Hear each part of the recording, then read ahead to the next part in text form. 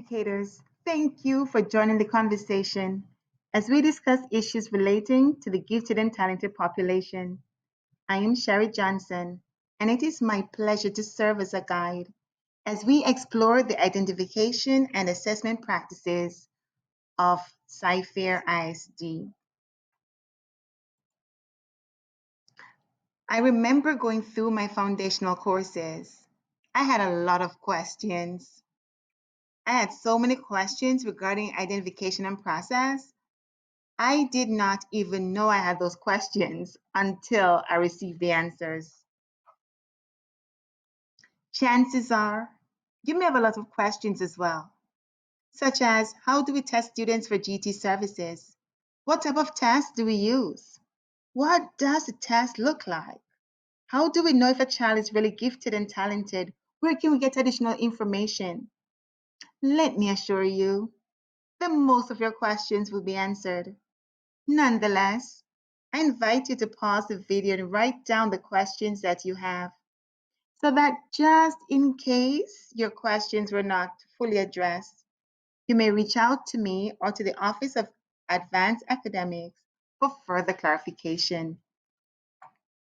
So at this time, please pause the video and take a moment and write your questions down. When you're through, we will look at the importance of assessment.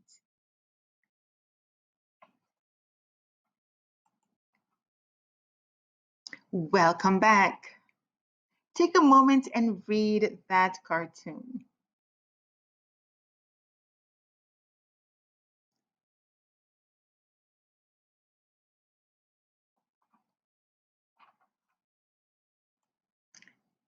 Chances are you had a little chuckle if you knew anything about Fred and how talented he was. Or if you were not a part of the Fred generation, you may have Googled his name. In any case, it highlights a point I would like to reinforce. Accurate assessment is one of the challenges of the identification process. Lack of professional development may prevent teachers from having the expertise needed to accurately assess students. In addition, individuals' biases may affect their assessment of a student, thereby affecting the identification process and eventually the denial of opportunities for students to be referred for gifted education. Assessment is definitely important. The identification profile form is used to help assist with the identification process. It documents evidence of gifted and talented potential from both objective and subjective data sources. It records observations and perceptions from both teachers and parents to ensure a complete profile of the student is captured and included as part of the identification process. In addition, it identifies the ranges of the ability test, comparing the student's performance with that of their peers. Objective and assessment data. School districts such as ours are required to have an identification system that includes both objective and subjective data to identify students with gifted and talented potential. The identification process is broken into two parts as far as data collection is concerned. Both objective and subjective data are collected. So why do we use two different types of data sources? Students may demonstrate advanced intellectual potential through objective testing, but not be recognized by parents or teachers through the surveys.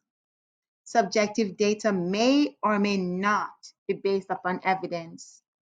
And so by having both parts of the data sources, we're able to get a true picture of the student's potential. In CFISD, two types of ability tests are used to assess gifted potential. The Cognitive Ability Test, COGAT, and the Naglieri Nonverbal Ability Test, the NNAT. The COGAT measures three different cognitive abilities: The verbal section measures a child's ability to remember and transform sequences of English words, to understand them, and to make inferences and judgments about them. The quantitative section measures a child's understanding of basic quantitative concepts and relationships. Then we have the nonverbal section. It measures reasoning using pictures and geometric shapes. This section reduces the impact of language on the student's score. The composite score is a total of all 3 batches of tests. Here's an example of the COBAT. Take a moment and just look at it.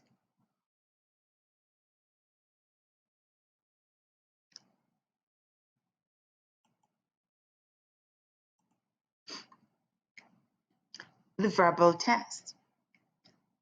The verbal ability test attempt to capture students' reasoning abilities and to showcase their reading and oral comprehension.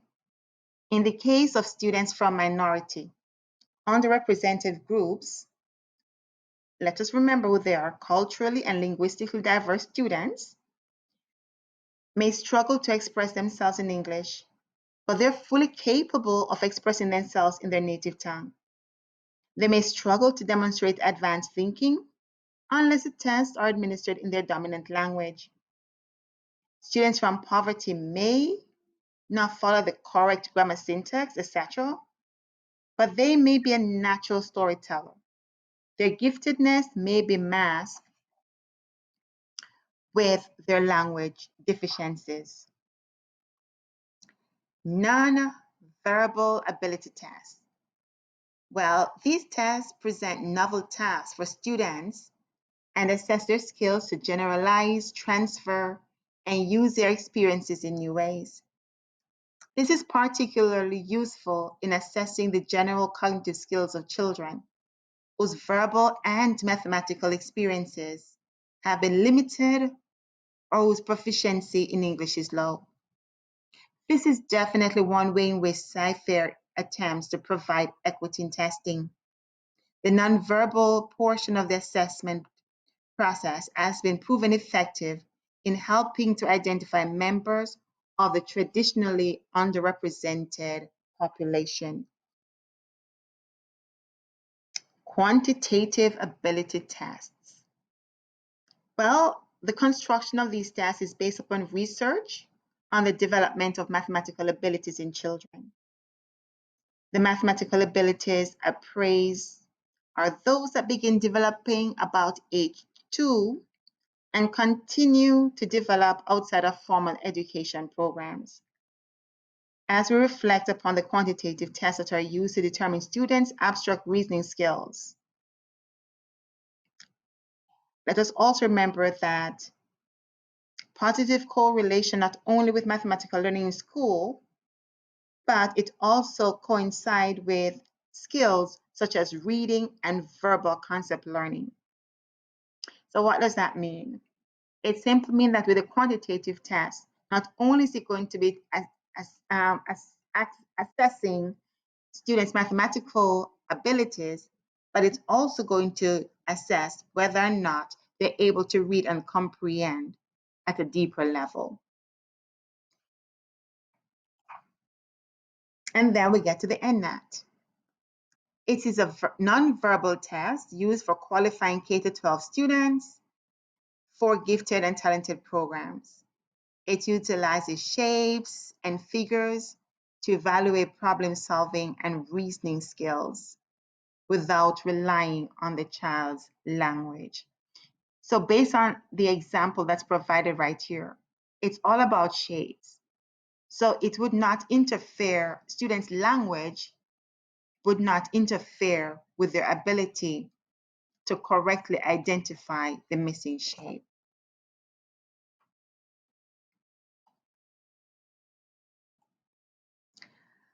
Okay, so we talked about the 2 ability tests that's used. That's the objective data sources. And then we're moving into the subjective data sources, which includes the parent and teacher surveys. Within the student identification profile, there's a small portion that takes parent and teacher surveys into consideration. So the next 3 slides that you're going to see is going to provide samples of the parent survey and 2 different examples of teachers survey. The first teacher survey asks for a performance characteristic assessment, and the second asks for a perception assessment. I invite you to read through all of the criteria listed and pay close attention to the highlighted section.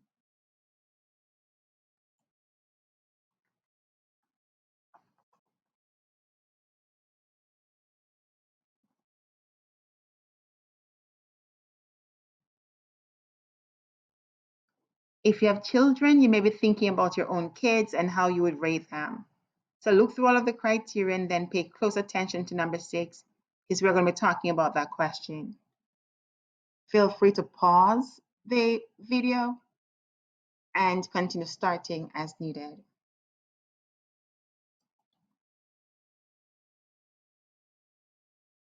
Here we have the teacher performance characteristic survey. This is the one that you're going to be seeing a lot of. So again, pause and analyze it.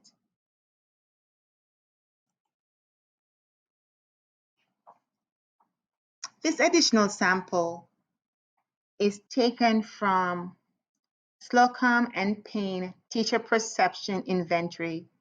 It's a scale for rating superior students from diverse backgrounds.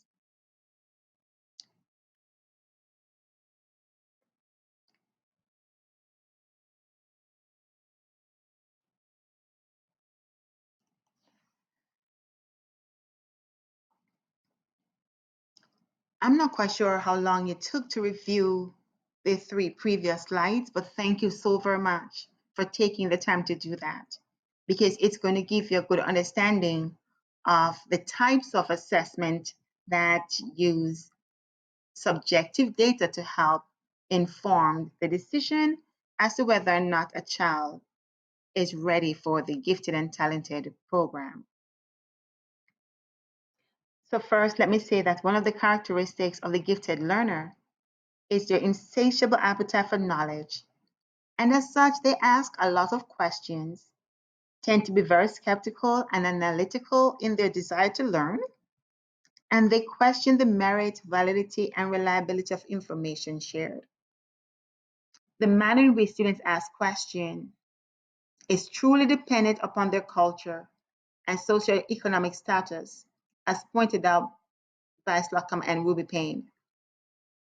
If you think about some cultures in which students are not encouraged to look adults in the face because that's considered rude, there's others where students are supposed to be seen and not heard.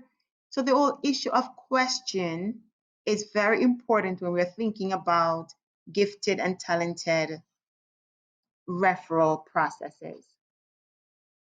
So at this time, we're going to look at a case study.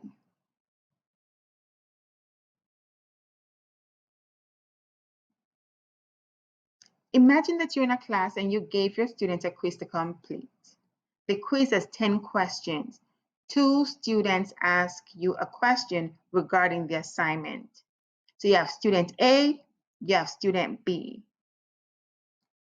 Take a moment and read through the case study and write down your perception of both students.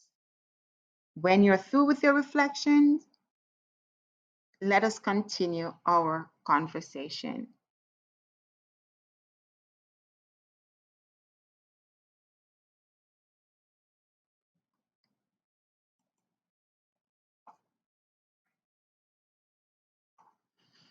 Okay, student A, student B. What did you notice about the 2 students? What was different? What did they have in common? In your analysis of student A and student B, did you write down that they could both be gifted and talented individuals? What if I tell you they were both gifted and talented students? Would that change your perception of student A or student B?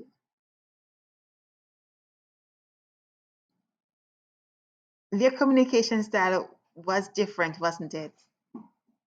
Student A is clearly from a middle class family, while student B lives in poverty. So let us look at student A.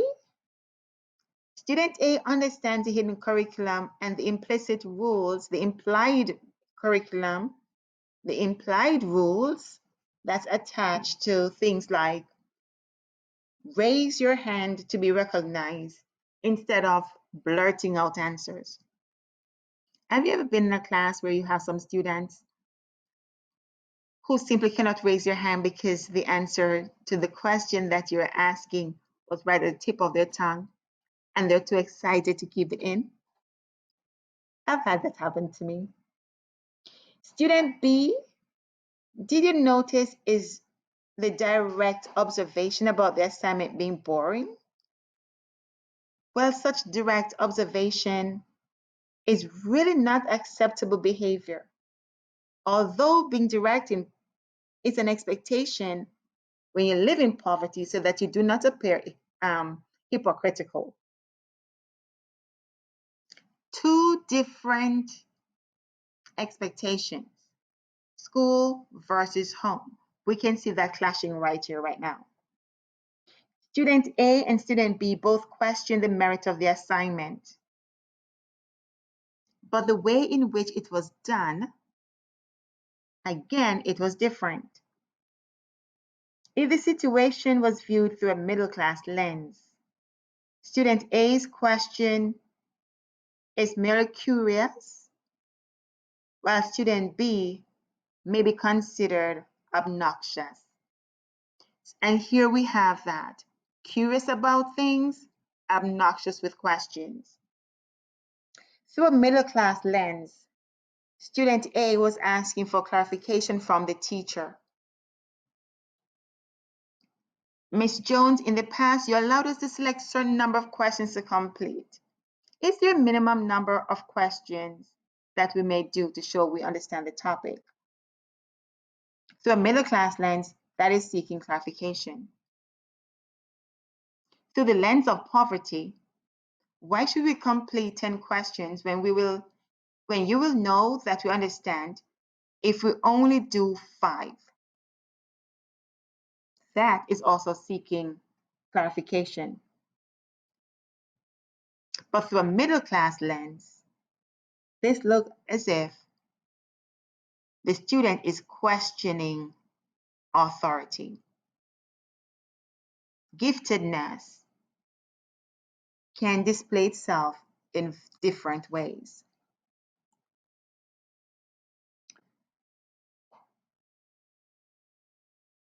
The parent and teacher survey, it does have an impact. It does create an impact on the process. When a student's GT score falls within the appealable range, which is 125 to 129, a campus committee reviews, at the parent's request, a collection of data sources to determine whether or not the student is eligible for Horizons program. It is interesting to note that although a lot of students may be referred to take the test, not everyone will qualify. In terms of GT qualification, the range of performance for gifted and talented services is very clear. If a score of 130 is earned on any of the 4 batches of tests, the student is likely to be recommended for Horizon services. Those who score less than 130, they may be recommended, but they must satisfy the preponderance of evidence requirement by supplying other data, including parent and teacher surveys and any other available data sources. In other words, as the teacher, whatever documentation you may offer to show potential for giftedness may be included as part of the case that you're making for this student to be included in gifted services. The decision, however, is made by the campus placement committee, whose sole responsibility is to consider all of the evidence and then make a decision as to whether or not that child will be served as part of the Horizons program. Between 116 to 125, this is where the second largest group of student scores will fall. Most parents refer children within this group for additional testing because they can see that their child needs to be additionally challenged. Students in this range typically make good grades and demonstrate high performance on district and state tests. They tend to be considered the high achievers, especially when they're compared to their peers whose score range between 85 to 115. 85 to 115 is considered the average range. This is the range where most student test scores fall. Current academic structures, such as the curriculum, STAR, benchmark, etc., they're all based upon the performance of students within this average range. The current academic structure that we have within the classroom system within our district should meet the needs of these students. But there's also the implication for gifted and talented learners. If the curriculum tends to be geared towards the average range, then gifted and talented teachers must truly differentiate instruction to meet the needs of their students. I will point out that differentiation is one of the topics that's covered in the foundation courses.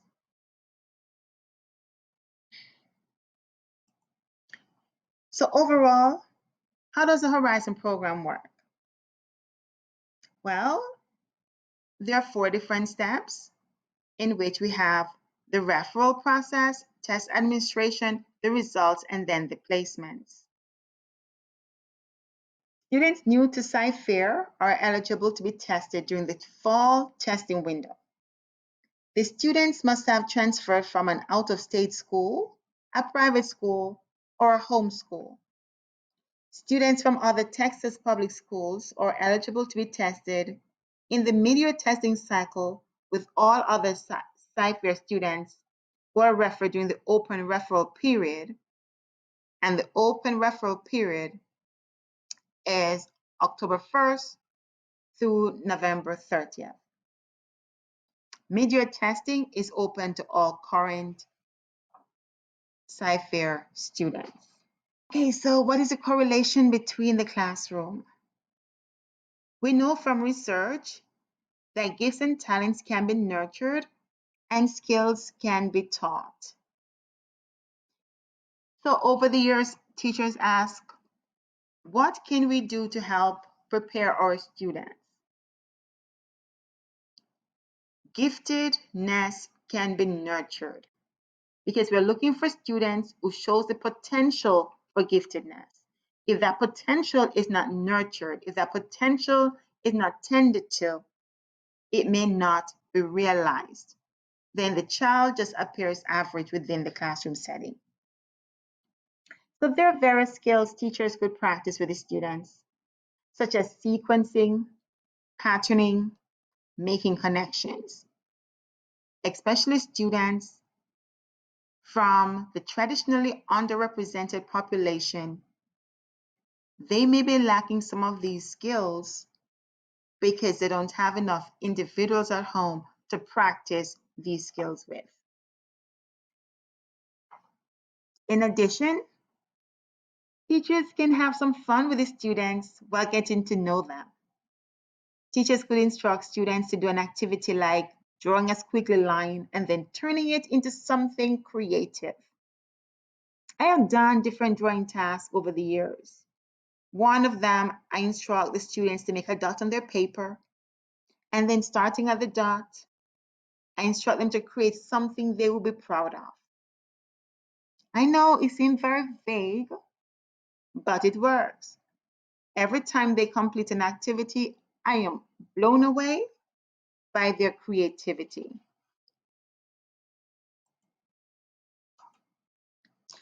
So I've done a read and write response, and the book Courage is really good for that.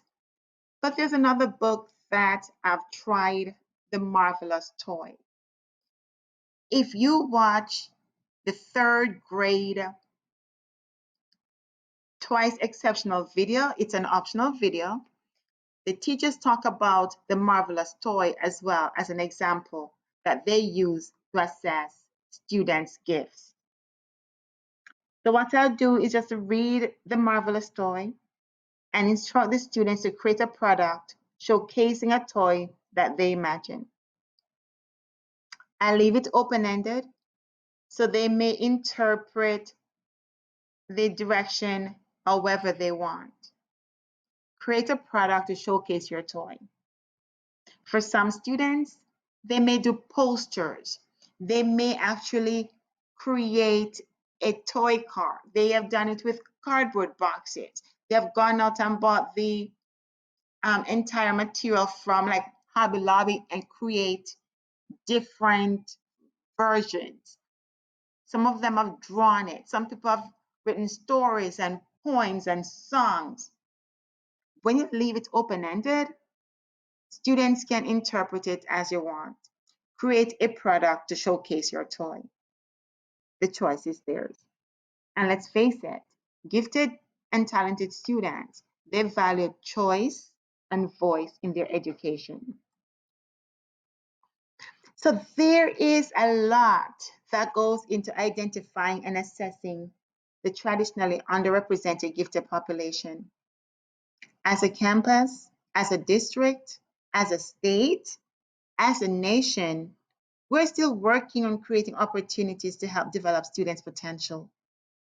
Let us never lose sight that we're comparing students with others their same age, experience, environment, and language.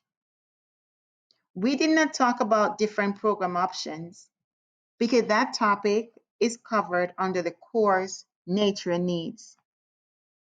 However, I did create an overview booklet of the CFIR program for your reference. I have also included it as a part of the reference material for you in this module. Fellow educators, thank you for spending some of your time with me. I am Teacher Sherry J, reminding you that together we're growing minds and changing lives.